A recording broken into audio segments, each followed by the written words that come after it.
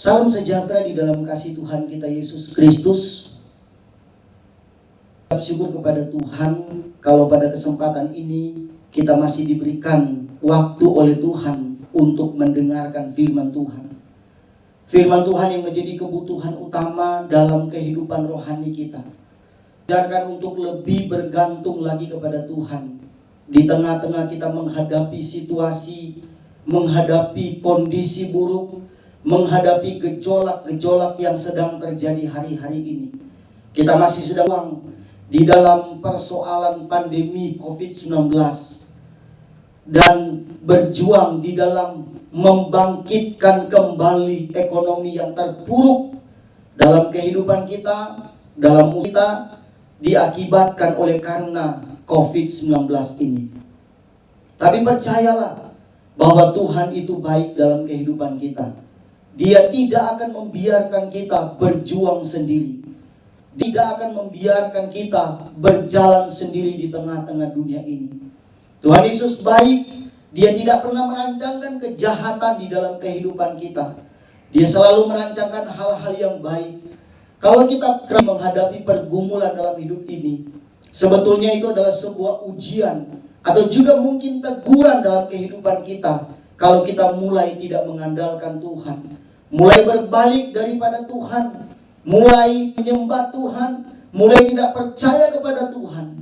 Tuhan mengizinkan persoalan terjadi dalam kehidupan kita supaya kita berbalik kepada Tuhan, menyembah Tuhan, memuliakan Tuhan, mengandalkan Tuhan di dalam kehidupan. Pengalaman ini dialami oleh bangsa Israel. Bangsa Israel yang kerap kali menyakiti hati Tuhan. Bangsa Israel yang sering kali melukai hati Tuhan. Tetapi Tuhan begitu mereka karena mereka adalah umat pilihan Allah. Walaupun mereka sudah menyakiti hati Tuhan, tetapi dengan begitu panjang sabar Allah mengasihi mereka, sehingga Allah menginginkan mereka kembali menyembah Allah. Melalui proses-proses yang diizinkan Allah dalam kehidupan mereka, di mana mereka mengalami pengalaman dibuang di tanah Babilonia, di bawah kekuasaan Raja Nebukadnezar. Bangsa ini ditawan, diperbudak, dan mereka mengalami kondisi kehidupan yang mengerikan di sana. Apakah Tuhan jahat? Tidak. Sesungguhnya Tuhan baik. Tuhan menginginkan mereka kembali menyembah Tuhan, menyembah Allah yang selamatkan mereka dari tanah perbudakan, mengeluarkan mereka dari tanah perbudakan, membawa mereka kepada satu tanah perjanjian yang luar biasa. Sehingga mereka diizinkan Allah untuk mengalami yang namanya pembuangan. Tetapi apakah pengalaman pembuangan ini terus dialami oleh mereka? Tidak. Ada satu saat di mana Allah memulihkan bangsa Israel dari tanah pembuangan ini. Itu dicatat di dalam Mazmur 126 ayat 1 sampai 3. Dikatakan nyanyian ziarah, ketika Tuhan memulihkan keadaan Sion, keadaan kita seperti orang-orang yang bermimpi. Pada waktu itu penuh dengan tertawa dan lidah kita dengan sorak-sorai. Pada waktu itu berkatalah orang di antara bangsa-bangsa, Tuhan telah melakukan perkara besar kepada orang-orang ini. Tuhan telah melakukan perkara besar kepada kita, maka kita bersukacita. Ayat ini ditulis oleh pemazmur, menceritakan tentang kemungkinan Tuhan memulihkan keadaan ini, keadaan bangsa Israel, mengembalikan mereka dari tanah perbudakan atau dari tanah Babilonia, di mana mereka dijajah di sana, diperbudak di sana, dan membuat mereka kembali ke bangsa mereka dan diberikan oleh Tuhan. Sebab itu gambarannya sangat luar biasa ketika Tuhan memulihkan keadaan Sion. Hal ini menjadi harapan di dalam kehidupan kita sebagai orang-orang yang percaya kepada Tuhan, di mana kita merindukan kehidupan kita dipulihkan oleh Tuhan, di mana kita merindukan kehidupan kita, keadaan ekonomi kita, keadaan hidup kita dipulihkan oleh Tuhan. Kita menghadapi satu situasi yang sangat-sangat genting dalam ini. Tapi sebagai hamba Allah, pesan firman Tuhan yang ingin saya bagikan kepada kita semua. Mari jangan pernah berhenti bergantung kepada Tuhan. Terus percaya kepada Tuhan. Pada saatnya di mana Tuhan akan memulihkan keadaan kita. Seperti memulihkan keadaan Sion. Bagaimana cara Tuhan memulihkan keadaan Sion ini? Di dalam kitab Yoel pasal yang kedua ayat yang ke-25 dijelaskan, aku akan memulihkan kepadamu tahun hasilnya dimakan habis oleh belalang pindahan, belalang pelompat, belalang pelahap, belalang pengerit, tentaraku yang besar yang kukirim ke antara kamu. Tuhan akan memulihkan keadaan Israel dan Tuhan sudah memulihkan mereka dari belalang-belalang yang menghancurkan kehidupan mereka. Belalang-belalang ini menghancurkan semua apa yang mereka miliki dalam hidup mereka. Ini luar biasa. Sampai tidak ada yang tersisa.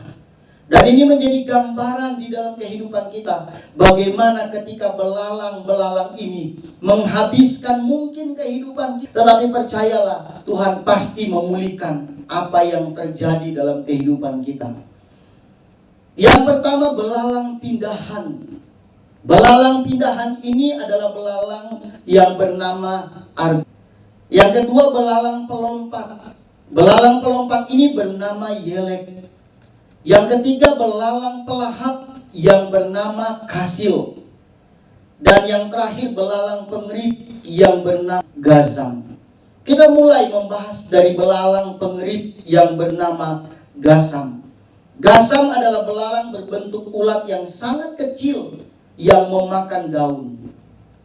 Belalang yang memakan ini berbicara tentang kita tidak lagi memiliki kehidupan doa, tidak lagi memiliki keinginan untuk membaca firman Tuhan, untuk berseru kepada Tuhan, sehingga ini memakan habis daun. Dan itu adalah gambaran firman Tuhan. Dan apa yang terjadi ketika kita membiarkan kondisi ini terus dialami dalam kehidupan kita? Kita membiarkan belalang pengerit ini atau Gazam ini terus menggerogoti kita. Kalau kita biarkan itu terus terjadi, maka belalang ini akan berubah menjadi belalang anak yang disebut. Tadi masih kecil dan berubah menjadi belalang anak yang disebut Arbe. Dia bermetamorfosis, berubah menjadi belalang pindahan yang namanya Arbe. Dan apa yang dilakukan oleh belalang ini? Belalang pindahan ini memakan buah. Tadi daun, sekarang dia memakan buah. Dia menghabiskan buah. Buah tidak lain berbicara tentang mengenai Tuhan dalam hidup kita. Kadang-kadang kita kehilangan kasih, kehilangan harapan dalam hidup kita. Kenapa? Karena kita sudah tidak lagi berhubungan dengan Tuhan. Sebab itu betapa pentingnya hari-hari ini untuk membangun kehidupan hubungan kita dengan Tuhan, kehidupan doa kita dengan Tuhan.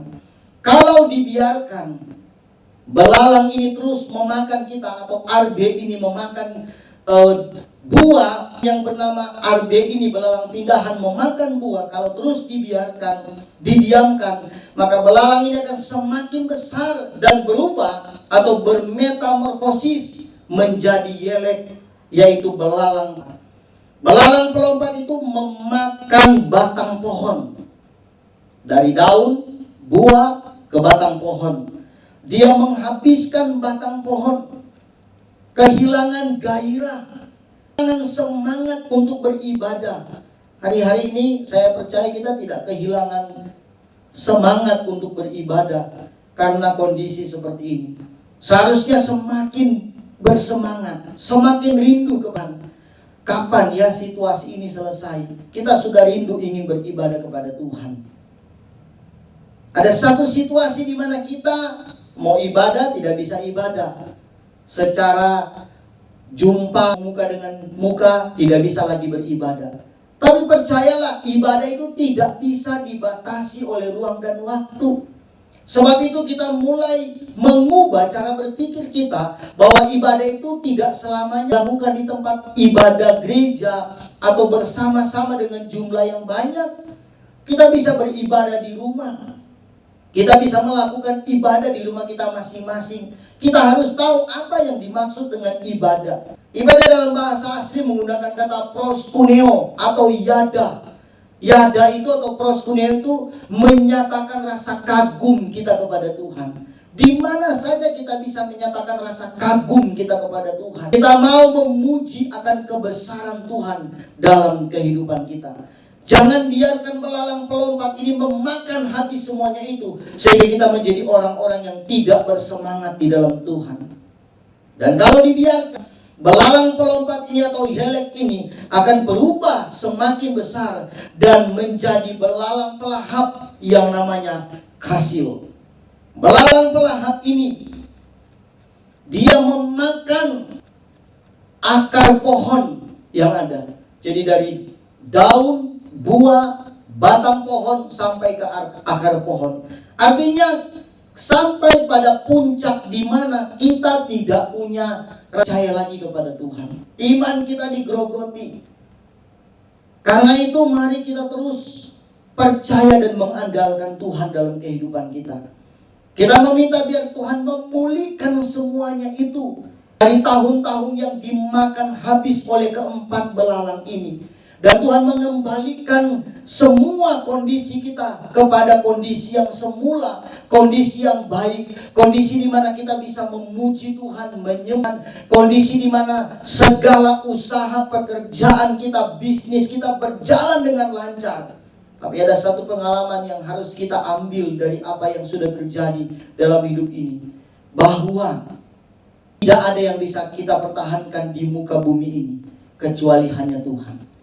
Apa yang kita miliki di muka bumi ini semuanya akan lenyap habis, semuanya akan dimakan habis, semuanya akan dari kehidupan kita. Tapi ada satu yang perlu kita pertahankan dalam hidup ini, adalah kita mengandalkan Tuhan dalam hidup ini. Saya selalu optimis berpikir bahwa kita pasti akan kembali dipulihkan Tuhan.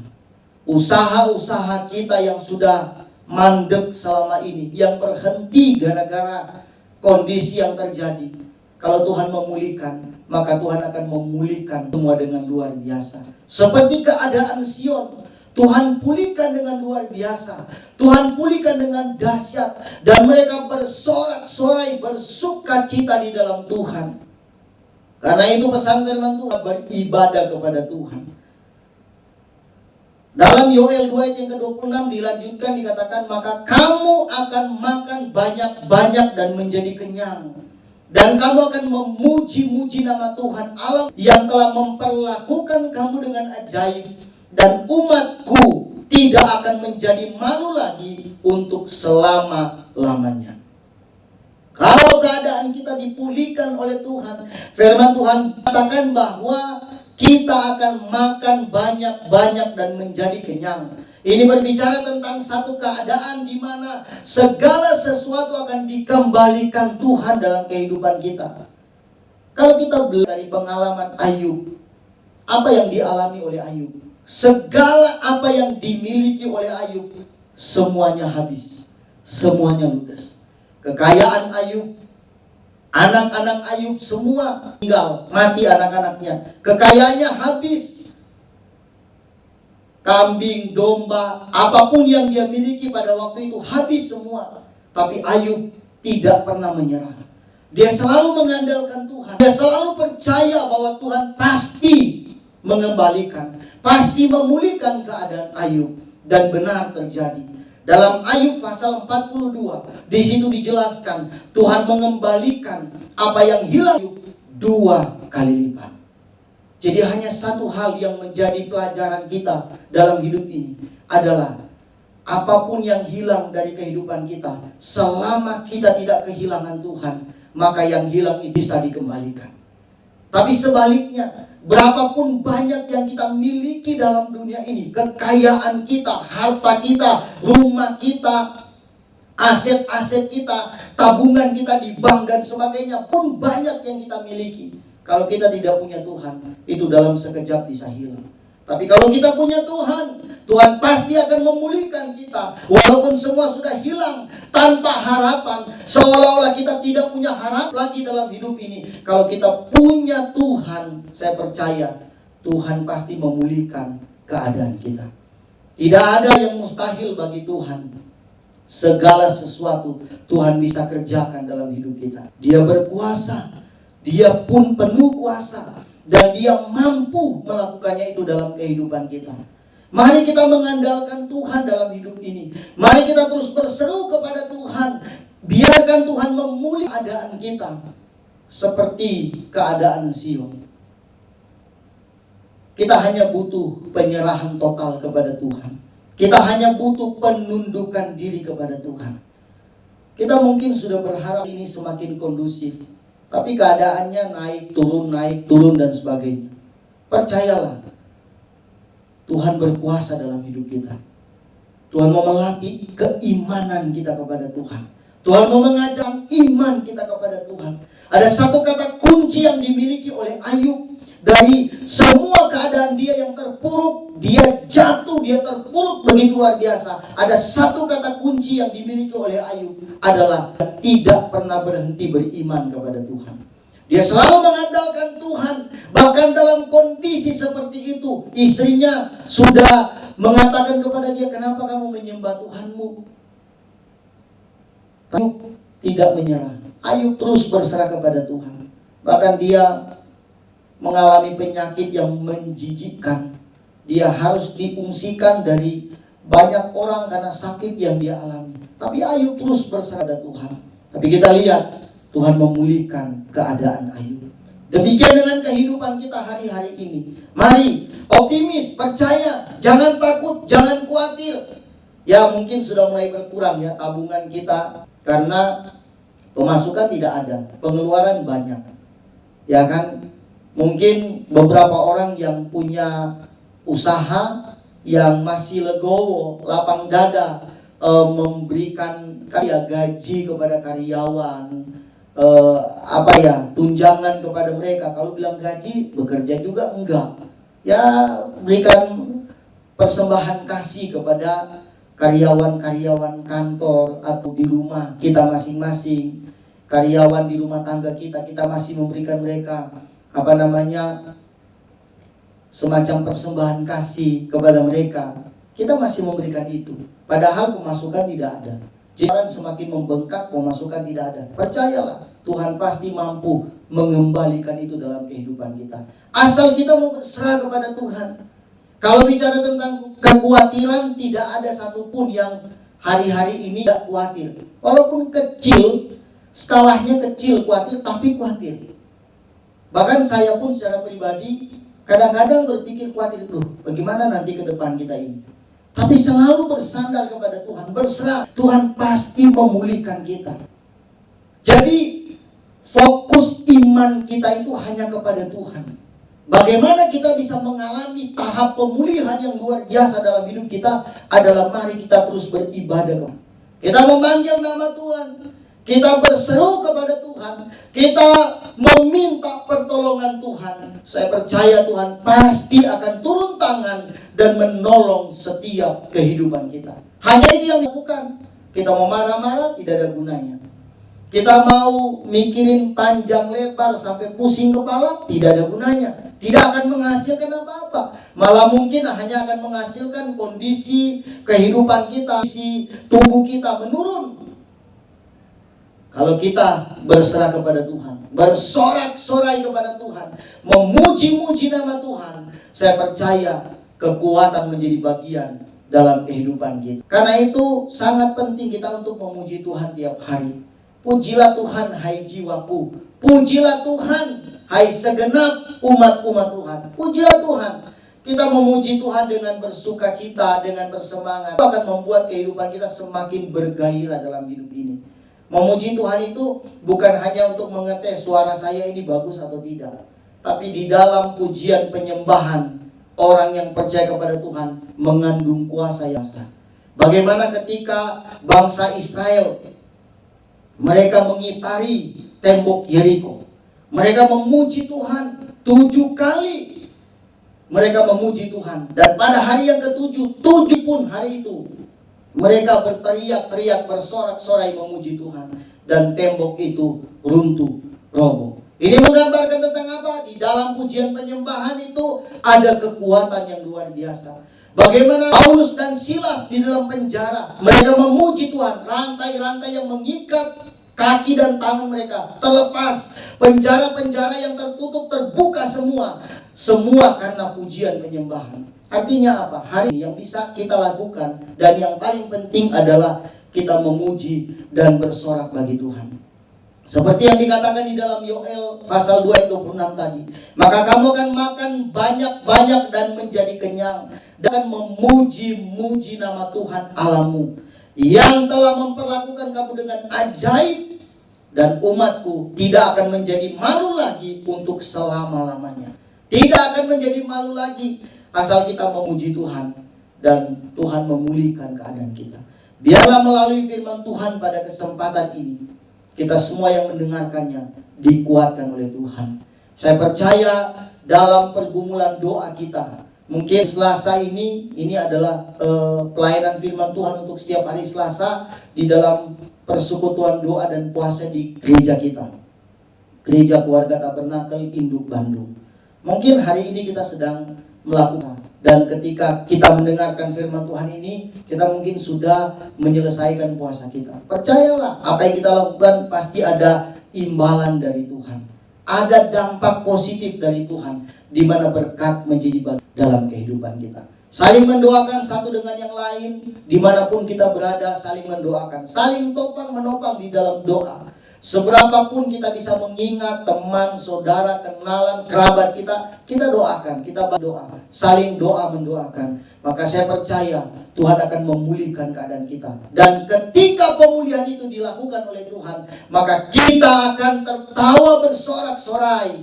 Kita akan memuji Tuhan, bergembira dalam Tuhan, karena kita dipulihkan oleh Tuhan.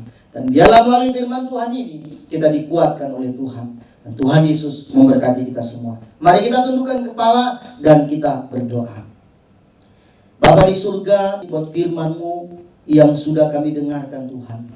Kiranya Tuhan yang menguatkan kami, Tuhan yang memampukan kami.